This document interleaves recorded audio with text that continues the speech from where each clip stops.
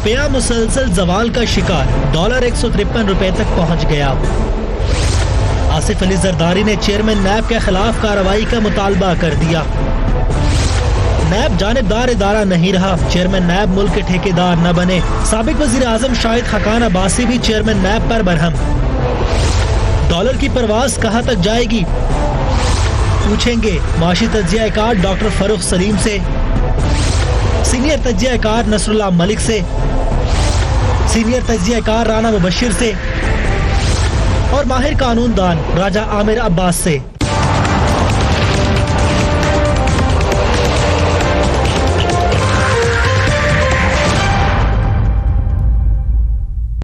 And a very warm welcome to the show. Dollar की परवाज मुसलसल बुलंद से बुलंद होती जा रही है। आज इसकी कीमत 153 रुपए तक पहुंच गई है। खित्ते में पाकिस्तानी रुपए की ये बेकदरी पहले कभी भी नहीं देखी गई। बेयकीनी की कैफियत बढ़ रही है, रुपया गिरता चला जा रहा है। मजीद कितना गिरेगा ये बात कोई नहीं जानता। हुकूमत की तरफ से सरमायाकारों का इत्मीनान बहाल करने का कोई हरबा, कोई कोशिश कामयाब होती नजर नहीं आ रही। हुकूमती वुज़रा सियासी महाज पर तो बढ़ चढ़ कर जवाब दे रहे हैं, ऑपोजिशन पर तनकीद कर रहे हैं, लेकिन खुद उनकी कारकर्दगी क्या है, खासतौर पर मईशत के हवाले से उनकी पॉलिसी क्या है, उसकी कोई वजाहत, कोई तफसील नहीं सामने आ रही। इस्तेकाम लाने के लिए क्या करना चाहती है गवर्नमेंट? अफवाह का बाजार गर्म है। डॉलर की कीमत ये कहा जा रहा है कि 200 रुपए तक जा सकती है। हुकूमत 4-5 माह कबल तक इंतहाई पुरअतमाद और पुरजोश नजर आई थी, लेकिन अब वो वलवला और जज्बा भी नजर नहीं आ रहा। आज पीपल्स पार्टी के रहनुमा खुर्शीद शाह ने कहा कि पहले कभी इतनी डरी और सहमी हुई हुकूमत कभी नहीं देखी। Let's watch the former opposition leader. Dollar थमने का नाम नहीं ले रहा। महंगाई की उड़ान रुकती नहीं। आपकी नाअहली की वजह से, आपकी गलत पॉलिसी की वजह से ये मुल्क की हालात हुए हैं। आपने खुद एडमिट किया कि हमारा फेल्यूर हुआ है because of finance minister Asad Umar, हमारा फेल्यूर हुआ है बिकॉज ऑफ चेयरमैन एफबीआर, हमारा फेल्यूर हुआ है बिकॉज ऑफ फेलियर क्या नजर आ रहा है गवर्नमेंट का माशी पॉलिसी के हवाले से? स्टेट बैंक ने नई मॉनेटरी पॉलिसी का ऐलान कर दिया है। उसके मुताबिक बुनियादी शरह सूद बढ़ाकर 12.25% कर दी गई। जुलाई से मई तक हुकूमत स्टेट बैंक से 2.5 गुना ज्यादा कर्ज ले चुकी है, जो तकरीबन 48 खरब रुपए बनता है। स्टेट बैंक के मुताबिक महंगाई की औसत शरह 3.8% से बढ़कर 7% तक पहुंच चुकी है, जबकि इम्कान जाहिर किया गया है कि आइंदा बजट में टैक्सेस में रद्द-बदल, बिजली और गैस के नरखों में इजाफा भी होगा और काफी इजाफा होगा, और तेल की बैनुल अक़वामी कीमतों में इजाफे से मजीद महंगाई बढ़ सकती है। Doctor Farrukh Saleem, I will start with you. ये इसका कोई कैप नजर आ रहा है? कहां तक जाएगा डॉलर भी, महंगाई भी? देखिए, डॉलर क्यों चढ़ रहा है, रुपया क्यों गिर रहा है, इसका जो बुनियादी मसला है वो हमारी एक्सपोर्ट और इंपोर्ट में जो फ़र्क आ रहा है। अगर आप 24 अरब की एक्सपोर्ट कर पाते हैं और 61 अरब की इंपोर्ट कर लेते हैं तो 35, 36, 37 अरब डॉलर का जो खसारा है वो रुपए को नीचे ले डूबता है और डॉलर नतीजे में चढ़ने लगता। अगर तो यही सिचुएशन जारी रहे तो फिर तो रुपए मजीद गिरेगा। अगर इसमें एक्सपोर्ट थोड़ी सी बढ़ जाती हैं, हुकूमत इंपोर्ट को कुछ कम करने में कामयाब हो जाती है, जो नज़र आ रहा है कि कुछ कामयाबी उस महाज पे हो रही है। देखिए, 2013 में मुझे याद है जब PMLN हुकूमत आई थी तो उस वक्त हमारा जो करंट अकाउंट डेफिसिट कहलाता है, जिसकी वजह से रुपया नीचे गिरता है, वो तकरीबन 3-3.5 अरब था और 5 सालों में वो उठा के उसको 18 अरब पे ले गए थे। ठीक है, अब वो तकरीबन 13-14 अरब पे आया। पिछले 8-9 महीनों में 4 से 5 अरब की इंप्रूवमेंट उसमें नजर आई है। अगर ये इंप्रूवमेंट जारी रहती है तो रुपया इतनी तेजी से नहीं गिरेगा। लेकिन कहां तक गिर सकता है? What's your देखिए, मैं अंदर की बात अगर आप सुनना चाहती हैं तो कुछ अर्सा पहले सुई सदन और सुई नॉर्दर्न ने हुकूमत को एक खत लिखा था। अब सुई नॉर्दर्न और सुई सदन जो गैस है वो डॉलर्स में खरीदती हैं और आपको और मुझे रुपयों में बेचती हैं। right. तो उनको 12 महीने के बजट बनाने के लिए 1 रुपी डॉलर पैरिटी चाहिए थी। हुकूमत से उन्होंने पूछा तो सुना यह गया है कि हुकूमत ने उनको कहा कि अगले 12 महीने का अगर आप बजट बना रहे हैं तो आप 180 रुपए का डॉलर के साथ बजट बनाएं। They've said that. This is the news. अगले 12 महीने का। अगले 12 महीने में। डॉलर मुबश्शिर साहब, what do you think? कहाँ तक जाके मामला रुकेगा? डॉलर का भी, महंगाई का भी, क्योंकि साथ ही साथ हम देख रहे हैं कि अवाम में एक किस्म का अनरेस्ट नजर आ रहा है। देखिए, अनरेस्ट जो है ना, ये तो अब बढ़ता जाएगा, लोगों में भी बिल्कुल बढ़ेगा जी। और इसमें अगर कोई गलत बयानी करेगा कि नहीं जी सब अच्छे की रिपोर्ट है, बिल्कुल नहीं अच्छे की रिपोर्ट। इस वक्त बाहर निकल जाए आप, और अभी अगर इलेक्शन कराने चले जाए आप, तो वो बुरा हाल होगा पीटीआई का कि आपके तस्वुरात से भी बाहर है। नंबर 1। नंबर 2, डॉलर की आपने बात की, और मुझे ये भी मैंने सुना कि कह रहे हैं 180 का इन्होंने सुई नजर को जब भेजा गया लेटर एंड ऑल दो स्टफ। आई पर्सनली थिंक कि डॉलर इस वक्त 172 रुपए तक जाएगा। ठीक है जी। सो 172 का डॉलर जाएगा in another few weeks time, I would say. और अल्टीमेटली ये 200 के करीब प्लस माइनस तक डॉलर जाएगा। आप नहीं रोक सकेंगे इसको। पॉलिसीज आपकी कोई नहीं है, कोई स्टैटिक पॉलिसी नहीं है। जो हुकूमत की पॉलिसीज हैं वो होनी चाहिए थी three prong strategy. 3 prong strategy हुकूमत ने नहीं अपनाई। सो 3 प्रॉन स्ट्रेटजी में होता यह है कि एक लॉन्ग टर्म स्ट्रेटजी होती है, एक मिड टर्म स्ट्रेटजी होती है, एक शॉर्ट टर्म स्ट्रेटजी होती है। जो इन्होंने अपनी कंसीव की हुई है, वो भी कंसीव की हुई है, वो प्रैक्टिकली मुझे नजर नहीं आती। कंसीव जो की हुई है हुकूमत ने पॉलिसी, वो है लॉन्ग टर्म स्ट्रेटजी। ठीक है। अब लॉन्ग टर्म स्ट्रेटजी में अगर डॉलर 200 रुपए का आगे पीछे हो जाता है, 200 रुपए प्लस माइनस हो जाता है, और ये समझ रहे हैं कि हम 3 साल के बाद सारी चीजें ठीक कर लेंगे, तो 3 साल तक का सब्र नहीं कर सकेगी अवाम। अवाम जो है, जो वैक्यूम क्रिएट हो रहा है, जो vacuum between the PTI government and अवाम के दरमियान में जो वैक्यूम क्रिएट हो रहा है और जो अनरेस्ट क्रिएट हो रहा है, उसको कैश करेगी ऑपोजिशन। राइट। अगर जो कि करना शुरू हो चुकी है। एग्जैक्टली, ईद के बाद वो करना शुरू कर देंगे इन बिट्स एंड पीसेस। ठीक है। बट लोग कहेंगे नहीं कि it's a bit too early. Whatever, देखें जी, बात सिंपल सी है।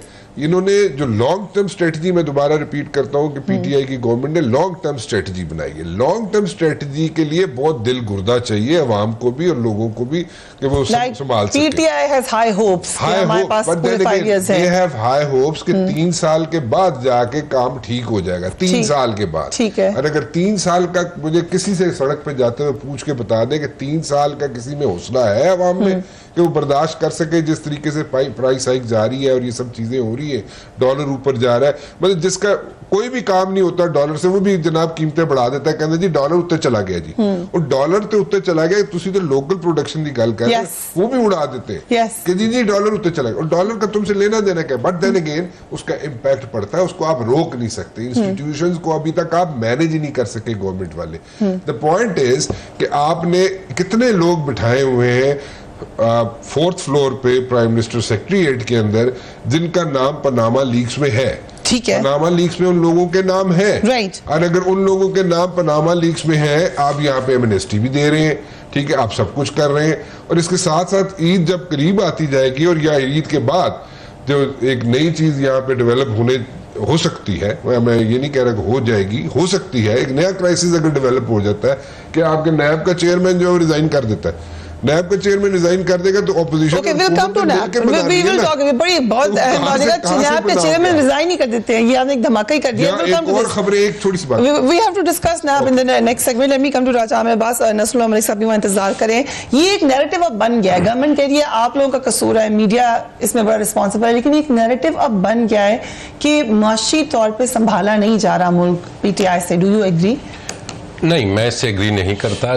देखिए, मुआशी तौर पे संभालने के लिए जैसे इन्होंने अर्ज किया कि एक लॉन्ग टर्म प्लान की अशद ज़रूरत है, या तो हम इसहाक डार की तरह हम ये करें कि डॉलर को स्टैटिक रखने के लिए, एक पोजीशन पे रखने के लिए आप जो बोरिंग करते हैं, आप जो पैसा लेते हैं, आर्टिफिशियली उसकी प्राइस को रोक के रखिए और कहें कि जी ठीक है डॉलर अपनी जगह पे है, आप लोन लेते जाएं। और यही वो लोन थे जो 30 बिलियन के करीब, 28 के करीब पहुंच गए थे, और वो डॉलर को आर्टिफिशियली आपने एक जगह पे रखा हुआ था।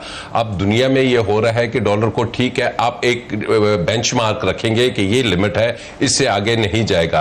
नंबर 2, जो एक चीज देखनी भी है कि क्या हमारे यहाँ कोई आर्टिफिशियली मैन्यूवरिंग तो नहीं हो रही कि ये डॉलर की बाइंग परचेजिंग और इसमें कोई माफियाज तो इन्वॉल्व नहीं है कि ये कैसे हो रहा है। ये पीटीआई की गवर्नमेंट को चेक करना है कि कौन से लोग हैं कि जो डॉलर्स खरीद रहे हैं, कौन से लोग हैं कि जो इसको स्टॉक कर रहे हैं, कौन से लोग हैं कि जो मार्केट पे अफेक्ट कर रहे हैं। उसके बाद मौशी तौर पे बेशक इन्होंने कहा कि जी ये लॉन्ग टर्म ही हमें सॉल्यूशंस चाहिए। हम शॉर्ट टर्म सॉल्यूशन लेके, जैसे कि कहा जाता है कि अगले इलेक्शन की तैयारी करेगी पीटीआई, नहीं, पीटीआई ने अपना अगला इलेक्शन नहीं बचाना। कहा इन्होंने कि जी अगर आज ही इलेक्शंस होते हैं तो पीटीआई को लग पता जाएगा, लेकिन पीटीआई ने इलेक्शंस नहीं बचाने, मुल्क बचाना है। और इमरान खान ये कह रहे हैं कि मैंने पाकिस्तान के लिए अपनी सियासत की है, अपने अगले इलेक्शंस के लिए सियासत नहीं कर रहा।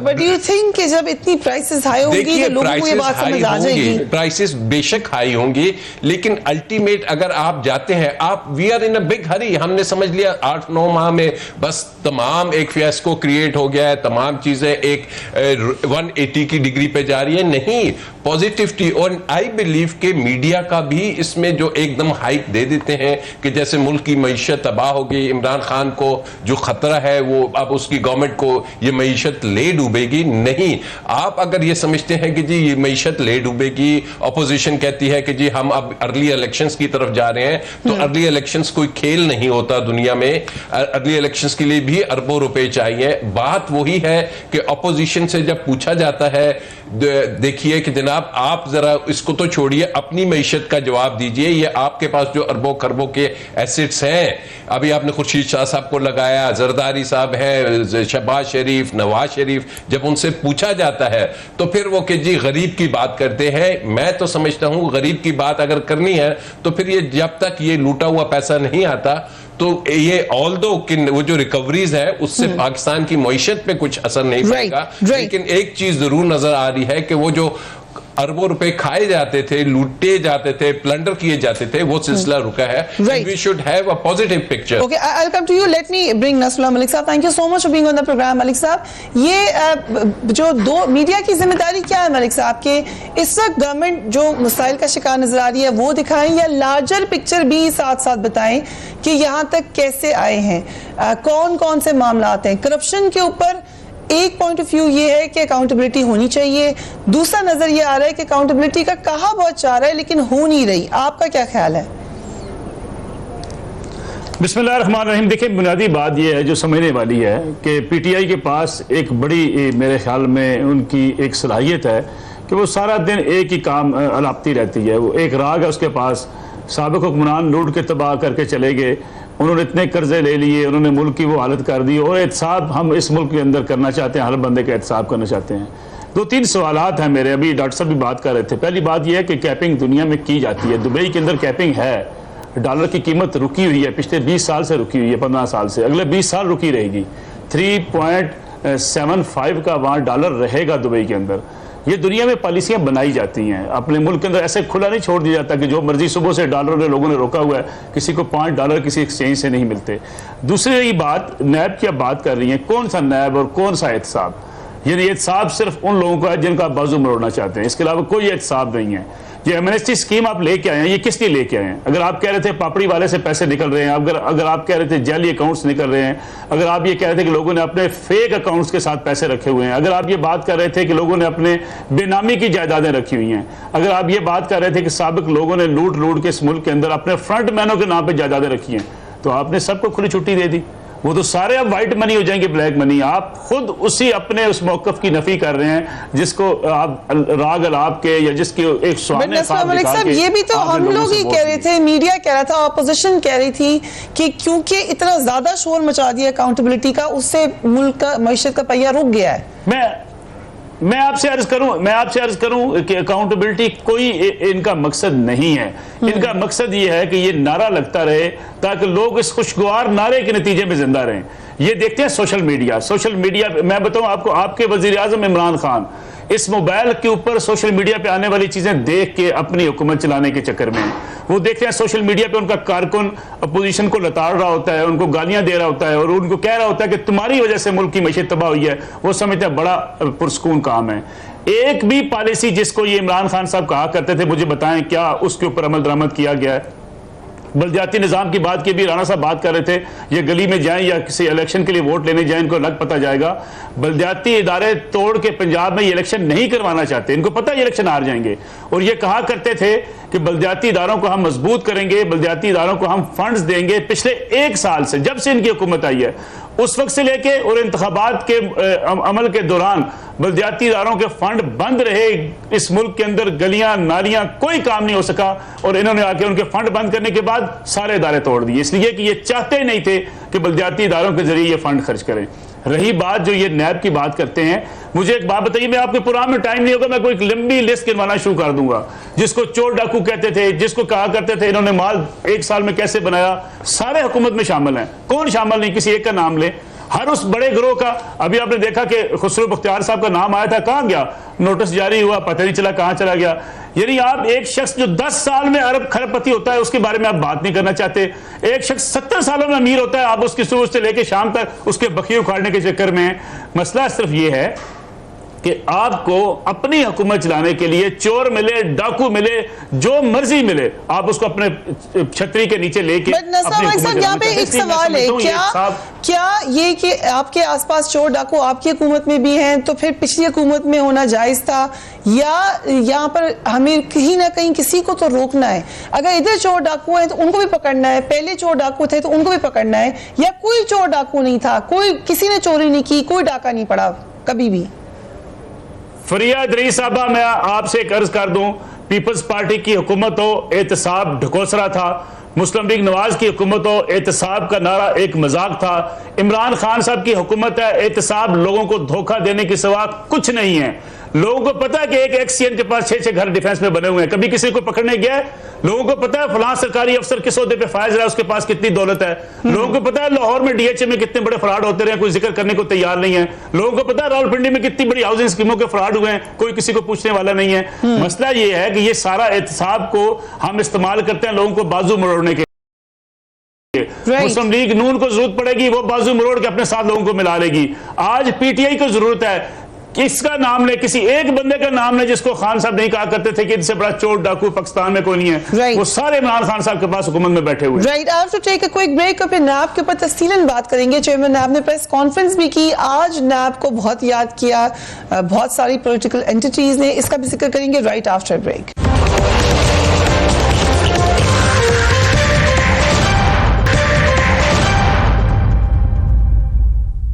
And welcome back. नैब का जिक्र बार बार हुआ, हमने चेयरमैन नैब की प्रेस कॉन्फ्रेंस में भी देखी, इसमें उन्होंने कुछ अहम बातें की। उन्होंने ये भी कहा कि लोग हम पर इतराज करते हैं, लेकिन कभी हमारी तरफ से आकर हमारा पॉइंट ऑफ व्यू भी देखिए। ये सवाल होता है कि किसी की घर में खवातीन से जाके बात क्यों की, तो उनसे भी पूछिए जो कि अपनी खवातीन के नाम पर अपनी नाजायज़ कमाई के प्रॉपर्टीज़ खरीदते हैं, या ऐसी कमाई की प्रॉपर्टीज़ खरीदते हैं जो अकाउंटेबल नहीं है। जब उनका नाम लेंगे तो जाहिर है उनका नाम हमें भी लेना पड़ेगा, लेकिन ये भी उन्होंने बताया कि कुछ तरीक़ेकार तब्दील किए गए हैं। बहुत सारे मामलात में लोगों को अश्योरेंस देने की कोशिश की, खासतौर पर बिजनेस कम्युनिटी के लिए उन्होंने कहा कि जिसको लग रहा है कि हम उन पर कोई प्रेशर डाल रहे हैं वो डायरेक्ट मुझे बात करे, डायरेक्ट मुझे कॉल करे, मैं खुद उनको जाकर बात करने के लिए तैयार हूँ। मगर साथ ही साथ चेयरमैन ने ये भी कहा कि वो बहुत ज़्यादा प्रेशर फील कर रहे हैं, और प्रेशर नज़र भी आया। कुछ दिन पहले एक कॉलम लिखा गया एक अखबार में, अब उसको बेस बनाकर फॉर्मर प्रेसिडेंट आसिफ जरदारी ने क्या कहा, लेट्स वॉच दैट। जज, कानून ये कहता है कि accused is the favourite child of the court जब तक प्रूव अदरवाइज ना हो जाए कि गिल्टी है। अभी तो गिल्टी कोई नहीं है, अभी तो सोच ही नहीं है, और अब हथकड़ियाँ भी लगाओ, बूढ़ों को जेलों में भी डालो, और फिर कहते हो इकॉनमी भी चलाओ। कैसे चले? तो उसको हक नहीं है इंटरव्यू देने का, उसकी पोस्ट भी कहती कि उसको इंटरव्यू देना चाहिए, अगर दिया है तो वी विल टेक एक्शन। नैब का मौकफ ये है कि ऑफ रिकॉर्ड गुफ्तगू थी और इसको बहुत ज्यादा एग्जैजरेट किया गया है। Former prime minister Khaqan Abbasi भी पीछे नहीं रहे, उन्होंने क्या कहा, लेट्स वॉच हिम। आज एहतसाब सिर्फ नून लीग का, हमें कोई परवाह नहीं है, नून लीग से शुरू करें, कोई बात नहीं है, लेकिन कह दें कि पहले हम नून लीग का एहतसाब करेंगे, बाकी को बाद में देखेंगे। जिसने जान बचानी है हुकूमती बेंचेस पर चला जाए। नजर नहीं आता किसके क्या असासे हैं, उन क्वेश्चनर्स के अंदर एक एसेट्स का क्वेश्चनर भी है।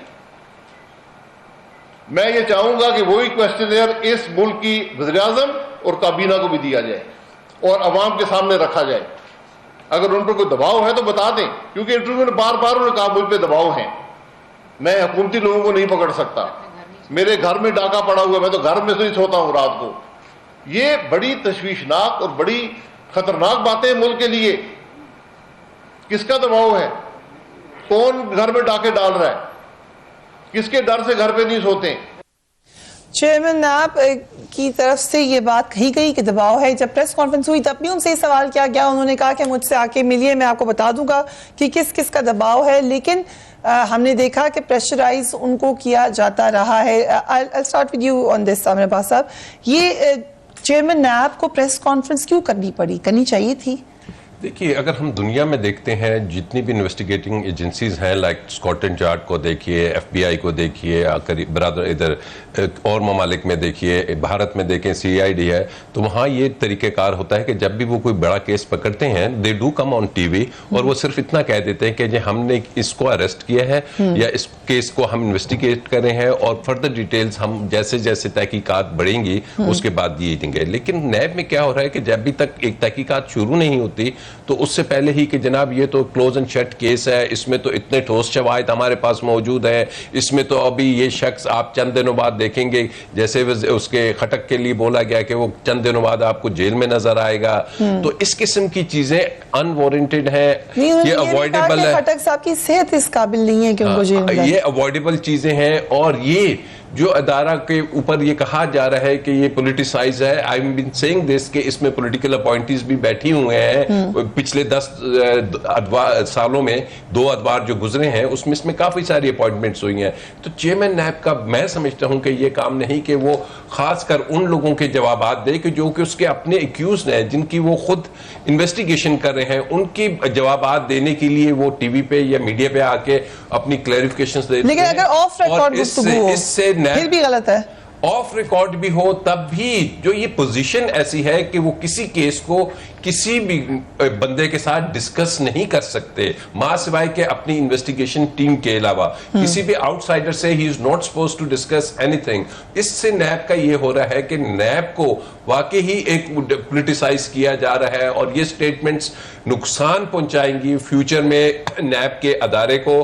और एक केओस मचा हुआ है, एक केओस है कि जी ये नैब वाकई क्या। अब बात हो रही है कि जी नैब ने ये नून लीग का खाली कर रही है या नैब जोन सी है वो आर्म ट्विस्टिंग कर रही है। तो इसका मतलब है कि क्या अब ये जो 2 मेगा केसेस हैं लाइक मियां नवाज शरीफ साहब का पनामा का केस और मनी लॉन्ड्रिंग जरदारी साहब का केस, इसमें नैब ने कुछ नहीं किया। अगर इसके बारे में कहा जा रहा है कि ये आर्म ट्विस्टिंग है या पॉलिटिकल इसमें किया जा रहा है तो इट मींस कि हम अपनी मुल्क की सुप्रीम कोर्ट पे एलिगेशन लगा रहे हैं, क्योंकि सुप्रीम कोर्ट ऑफ पाकिस्तान ने ये दोनों केसेस किए, नैब ने नहीं किए। GITs उन्होंने बुलवाई, नैब के चेयरमैन को बुलवाया जिसने कहा कुछ नहीं हो सकता। और ये मनी लॉन्ड्रिंग का केस भी सुप्रीम कोर्ट ने टेकअप किया और उसमें जो GIT बनी 10 इट इज नॉट नैब। नैब तो कुछ कर ही नहीं रही और गवर्नमेंट का भी इससे किसी किस्म का इन दोनों केसेस से कोई ताल्लुक नहीं है। राइट। और अगर ये बात की जाती है कि ये जो केसेस बनाए जा रहे हैं नवाज शरीफ पे या आसिफ जरदारी पे, तो फिर आप नैब को ना फेस सामने रखिए, देन बी स्ट्रेट के जी इस मुल्क की जुडिशरी ये कर रही है। क्या ये कहना चाह रहे हैं जो बेशखासी कहते हैं? आई थिंक अस्सलाम वालेकुम साहब, इसमें कुछ ऐड करना चाह रहे हैं। लेकिन जब जरदारी साहब बात कर रहे हैं प्रेशर की, यही जरदारी साहब माजी में कहते रहे नैब कौन होता है हमसे सवाल करने वाला, वो प्रेशर टैक्टिक नहीं थी। देखिए मैं अर्ज करूं, अभी बात हो रही थी कि देखिए अगर नवाज शरीफ और जरदारी का केस है, देखिए केसेस डिफरेंट केस हैं। पहली बात समझने वाली ये है कि अभी आज नैब तहकीकात कर रही है मियां नवाज शरीफ से जो जर्मनी से बुलेट प्रूफ गाड़ियां हुकूमत पाकिस्तान ने खरीदी थी। क्या इस मुल्क के अंदर 70 सालों में सिर्फ बुलेट प्रूफ गाड़ियां नवाज शरीफ के जमाने में इंपोर्ट हुई हैं? क्या ये बुलेट प्रूफ गाड़ियां सिर्फ वज़ीर-ए-आज़म नवाज शरीफ ने खरीदी हैं, उसके बाद या उससे पहले कभी गाड़ियां नहीं खरीदी गई? दूसरा सवाल, 1988 के अंदर नवाज शरीफ ने उकाड़े में एक जमीन औकाफ की अलाट की, उसकी भी तहकीकात की जा रही है। फिर एक सड़क बनाई 1990 की दिहाई के अंदर नवाज शरीफ ने, उसकी भी तहकीकात की जा रही है। क्या सड़क सिर्फ नवाज शरीफ ने बनाई थी? क्या परवेज लाई इस मुल्क के अंदर चीफ मिनिस्टर पंजाब में नहीं रहा? क्या इस मुल्क के अंदर बाकी लोग वज़ीर-ए-आज़म नहीं रहे? आप जब एक शख्स को पकड़ के सिर्फ एक शख्स की उसकी कार्रवाइयां निकालना शुरू कर देंगे तो आपके ऊपर सवालात उठेंगे, फिर लोग एतराज करेंगे कि आप क्यों कर रहे हैं ये चीजें। या तो आप करें पिछले 40 साल के सारे हुक्मरानों की गाड़ियां खरीदने के अमल को आप शफाफियत में ले आए, देखें, उनको चेक करें। जब आप सिर्फ एक ही हुक्मरान की सारी चीजें पकड़ने के चक्कर में होंगे तो लोग आपके एहतसाब पे नसर मलिक साहब, इतने सारे और भी रेफरेंसेस हैं, सिर्फ वहां पे नवाज शरीफ साहब के रेफरेंसेस तो नहीं है नाब में। मुझे सिर्फ ये बात बता दें, गाड़ियां खरीदने का केस जो नवाज शरीफ से तहकीकात की जा रही है, किस और हुक्मरान से जो इस मुल्क का वज़ीर आज़म रहा हो उससे पूछा गया हो कि आपने ये गाड़ियां खरीदी हैं? इसी तरीके से जिससे जो सवाल पूछेंगे वो कहेंगे हमसे क्यों सवाल पूछा, अलीम खान साहब कहेंगे मुझसे क्यों पूछ रहे हो, बाबर रहमान साहब कहेंगे मुझसे क्यों पूछ रहे हो, खटक साहब कहेंगे मैं नहीं बताता। असल गुजारिश ये है कि आपके मोटिव्स कुछ और हैं। मैं आपको छोटी सी अर्ज करूं, इलेक्शन मुहिम चल रही थी, आपने नवाज शरीफ के ऊपर इल्जाम लगाया कि उसने 5,000 रुपए एक चीथड़े अखबार में छपने वाले एक अननोन कॉलम की बिना पे आपने एक स्टेटमेंट जारी की, आपने इंक्वायरी कमेटी बना दी नैब ने कि 5,000 अरब रुपए पाकिस्तान से हिंदुस्तान उसी दिन नैब मशकूक हो गई थी। ठीक, राइट, लेकिन ये नैब जिसने आपने उसकी इंक्वायरी कमेटी का आगाज कर दिया था, राइट, सो आपने मीडिया ट्रायल करना था, आपने कर लिया, ठीक है, आपने इलेक्शन में बाजू मरोड़ना था, आपने मरोड़ लिया, right. Right, Rana sahab, I will not look at this chairman NAB की press conference. Let's go a bit back, अभी हमें पीछे भी लेके गए मलिक साहब भी, ये इन्होंने अपॉइंट किए हुए हैं, यही इससे पहले भी नैब चल रहा था, क्या सिर्फ नवाज शरीफ साहब के खिलाफ है NAB? Is that the story? देखिए, सिडनी में मौजूदा चेयरमैन नैब जो है उनके भाई साहब रहते हैं, ठीक है जी, और एक तरीका कार भी है, आइन में भी तरीका कार वाजे है कि जनाब नैब का चेयरमैन जनाब लीडर ऑफ द हाउस और लीडर ऑफ द ऑपोजिशन मिल के बनाएंगे, ऐसे ही है ना जी। अच्छा, ये सिडनी में जो नैब के चेयरमैन जो मौजूदा चेयरमैन है उनके भाई साहब के पास 2 साल चक्कर लगते रहे, चेयरमैन जो लीडर ऑफ द ऑपोजिशन है वो भी और लीडर ऑफ द हाउस है वो भी 2 साल तक चक्कर लगाते रहे इनकी अपॉइंटमेंट से पहले कि जनाब इन्हीं चेयरमैन साहब को जो नैब के चेयरमैन है उनको जनाब रिक्वेस्ट करते रहे कि जनाब तुसी चेयरमैन नैब बढ़ जाओ, वो बन गए। अब वो बन गए, उसके बाद जनाब उन्होंने जो करना था वो तो कर रहे हैं, लेकिन अब जो मुझे लगता है, I am not sure about this thing but I have a feeling that probably मौजूदा चेयरमैन नैब अगर कल रिजाइन कर जाते हैं ईद के बाद, ये आपने पहले भी कहा, यू थिंक वो रिजाइन करने वाले हैं? दिस इज माय फीलिंग, मेरे पास, बट चेयरमैन आपको पहले भी रिजाइन करवाने के लिए बड़ा जोर डाला गया है। अभी जो जिस किस्म की वो इन्फॉर्मेशन, जिस किस्म की प्रेस कॉन्फ्रेंसेस या media interaction whatever you name it जो कर रहे हैं, उससे तो मुझे लगता है कि he is under pressure. If he is under pressure में, पर अब वो किसका प्रेशर वो बताए ना जी, चेयरमैन नैब बताए।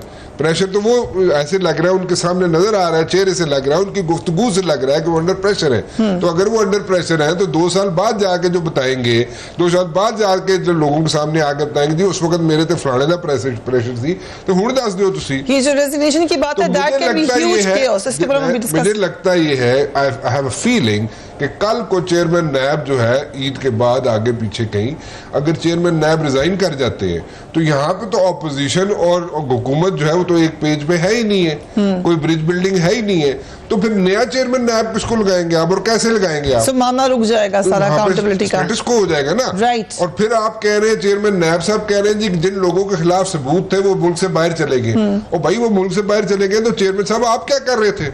वो ही सेज कि ईसीएल गवर्नमेंट को एक्टिव होना चाहिए था। नो गवर्नमेंट, लेकिन आपका वकील भी तो गया होगा ना अदालत में, ठीक है, नैब की तरफ से वकील गया होगा ना, उन्होंने कहा होगा जनाब के बाहर जाना चाहते हैं हम, जैसे शहबाज शरीफ साहब हैं उनको वो रेफर कर रहे हैं शहबाज शरीफ साहब को, ठीक है, किसी और को कर रहे हैं तो बता दें, उनके दामाद को भी, शहबाज शरीफ साहब को भी, उनके बेटे को भी, सबको कह रहे हैं। अगर सबको कर रहे हैं, अगर वो रेफर कर रहे हैं तो वो अदालत में उन्होंने क्या स्टैंस लिया, नैब ने क्या स्टैंस लिया जब अदालत ने कहा कि जनाब इनको जाने दें, ये चले जाए, तो नैब का क्या स्टैंस था वहां पे, क्या स्टैंस लिया उन्होंने, उनके वकील ने वहां पे क्या स्टैंस लिया कि नहीं जी ना जाने दे, और अगर सिर्फ ना जाने दे की बात नहीं है, वहां पे क्या एविडेंसेस प्रोवाइड किए, क्या चीजें, मेरे साथ वकील बैठे हुए उन्हें वहां पे पता चलता है ना जी, एक तो होता है जुबानी का नहीं जी नहीं ना जान दो जी शहबाज शरीफ साहब ने बात, एक होता है जनाब आपने वहां पे आगे अदालत के सामने क्या चीज रखी जिसमें अदालत कन्विंस होती कि उनको ना जाने दे। I'll take this up यहाँ से। फारूक सलीम साहब जो ये कह रहे हैं अगर रिजाइन कर दें, प्रेशर तो नजर आ रहा है, खुद कह रहे हैं, वो कह रहे हैं कि कॉल्स ट्रेस हुई हैं, पता चला है कि उनके ऊपर हमला करने की कोशिश की गई, घर में वो अपने नहीं रह सकते, और वो ये भी कह रहे हैं कि ये बात एग्जैजरेटेड है, वो मान नहीं रहे हैं इस इंटरव्यू को, बट कुछ ना कुछ प्रेशर तो उनके ऊपर है, तभी वो बोल रहे हैं। देखिए क्या सराइयों से बालातर होके कि क्या हो जाएगा, कौन रिजाइन कर देगा, 5-6 हकाइक बिल्कुल सामने आप रख लीजिए। एक तो मनी लॉन्ड्रिंग इस मुल्क में हुई है और अरबों डॉलर की हुई है। गैर कानूनी असासाजात इकट्ठे किए गए हैं, हमारे सामने भी आए हैं, करप्शन के पैसे से असासाजात इकट्ठे किए गए हैं। अब जो चीज सामने आई है, जो बैंकिंग रिकॉर्ड्स हैं, ये हमारे साथ बैठे हैं वकील साहब आपको बताएंगे कि बैंकिंग रिकॉर्ड्स जो मनी लॉन्ड्रिंग के सामने आ जाते हैं वो चैलेंजेबल नहीं हो सकेंगे अदालत में। वो बैंकिंग रिकॉर्ड्स हैं, वो आपके सामने ठोस किस्म के सबूत रख दिए गए हैं। ये आप शहबाज शरीफ साहब और जी सभी के मनी लॉन्ड्रिंग के, जरदारी साहब के भी मनी लॉन्ड्रिंग के हैं, शहबाज शरीफ साहब के भी मनी लॉन्ड्रिंग के, ये बैंकिंग रिकॉर्ड्स हैं। ये कभी देखिए बहुत सारे मुल्जिमान जो थे उन्होंने वो सफर मुजरिम तक का भी तय कर लिया हमारे अदालतों के अंदर रहते हुए। और अभी पहले ये कहा गया कि इस चीफ ये जो नैब के चेयरमैन हैं, इनके दौरान तो ये केसेस नहीं, पीटीआई की हुकूमत के दौरान तो ये केसेस नहीं खोले गए। ये तो जो पीपल्स पार्टी के केसेस हैं मोस्टली पीएमएलएन के हुकूमत के दौरान खोले गए हैं नैब ने। पीटीआई ने तो शायद कोई एक आधा केस मामूली था इनके खिलाफ खोला हो, केसेस सारे पुराने चल रहे हैं। और मनी लॉन्ड्रिंग और बैंकिंग रिकॉर्ड डेफिनेटली इस मुल्क में ये चीजें हुई हैं। दूसरी चीज आप एक तफरीक कर लें, एहतसाब और डराना और हरासमेंट। एक एहतसाब होता है, एहतसाब के बगैर तो जमहूरियत ही मुकम्मल नहीं होती। और दुनिया भर में जो करप्शन परसेप्शन इंडेक्स में ममालिक सबसे ऊपर आते हैं, जहाँ पे करप्शन सबसे कम होती है, स्वीडन, नॉर्वे वगैरह, वहां पे फॉरेन इन्वेस्टमेंट सबसे ज्यादा होती है। तो करप्शन के खिलाफ ये एहतसाब करना, ये तो मईशत के लिए बड़ा जबरदस्त लॉन्ग टर्म में, इवन मीडियम टर्म में बड़ा फ्रूटफुल साबित होगा। जो डराना और खौफजदा करना है, जो छापे मारे जाते हैं बिजनेसमैन के दफ्तर के अंदर, उनके अकाउंट फ्रीज कर दी जाते हैं, वो काम नहीं होना चाहिए। एहतसाब के बगैर तो जमहूरियत खुद से पूरी नहीं होती। ठीक है, we will take a break and we will be right back.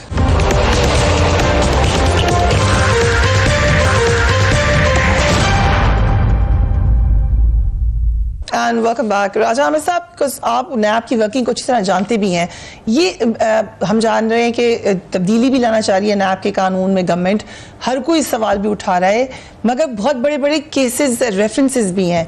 ऐसे में जो प्रेशर है, अगर चेयरमैन नैब चले जाते हैं तो देन व्हाट?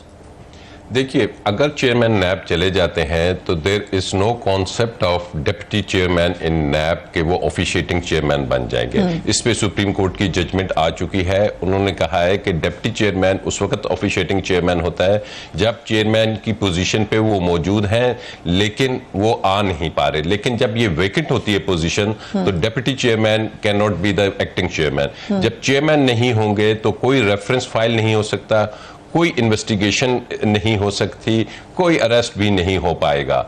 तो इन एब्सेंस ऑफ चेयरमैन नैब ये अदारा बिल्कुल रुक जाएगा, ये एक इंच भी आगे नहीं जा हम जानते हैं एक पॉलिटिकल मूवमेंट भी शुरू हो गया बिल्कुल। और आप देखिए कि फिर अपॉइंटमेंट का बिल्कुल जितने भी ये इस वक्त नैब में केसेस हैं ये हॉल्ट पे आ जाएंगे। और जो अपॉइंटमेंट का तरीकाकार है, आपके इल्म में है कि अभी तक इलेक्शन कमीशन ऑफ पाकिस्तान के मेंबर्स की जो वैकेंसीज हैं 2, सिंध और बलोचिस्तान की, वो खाली है। वो खाली किस वजह से है कि लीडर ऑफ द हाउस और लीडर ऑफ द अपोजिशन वहां पे उन्होंने नाम देने हैं लेकिन वो नहीं कर पा रहे, कितने माह से वो खाली है। और चेयरमैन नैब की पोजीशन जब खाली होगी तो अपोजिशन की दोनों मेन जमातें बिल्कुल कोऑपरेट नहीं करेंगी और ये पोजीशन पे महीनों सालों लग जाएगा और ये एक टेक्निक होगी। और अगर ये रेजिग्नेशन आता है तो इट वुड, चेयरमैन नैब कभी भी ट्रेंड ऐसा ही होते हैं। चेयरमैन नैब सुप्रीम कोर्ट के जज रह चुके हैं, वो सामा वाले कमीशन हेड कर चुके हैं, मिसिंग पर्सन कर रहे हैं। तो वो जो मैं उनको जाती तौर पे भी जानता हूं,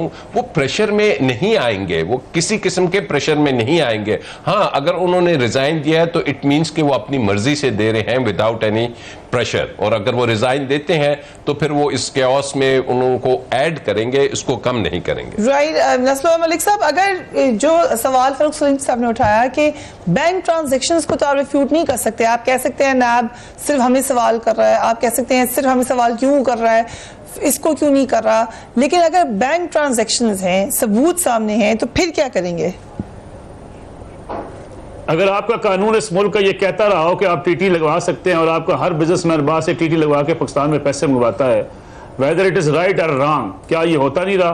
तो फिर आप क्या करेंगे जब पर आपके अगर अदालतों के आप मुख्तलिफ पब्लिक फैसले होंगे ऑफिस टीटीज के होल्डर हवाले हैं से। और आप खुद कहते हैं कि हम हर काम आपको ओपनली बता रहे हैं। मैं आपसे गुजारिश करूंगा, मैं आपसे गुजारिश करना चाह रहा हूँ, टीटीज उनके शहबाज शरीफ के नाम पे नहीं आई, जो मेरी जब तक मेरी मालूमात है फ्रंटमैनों के नाम पे आई होंगी ना, अगर आई भी जो नैब जो कह रहा है, तो आप कैसे साबित करेंगे?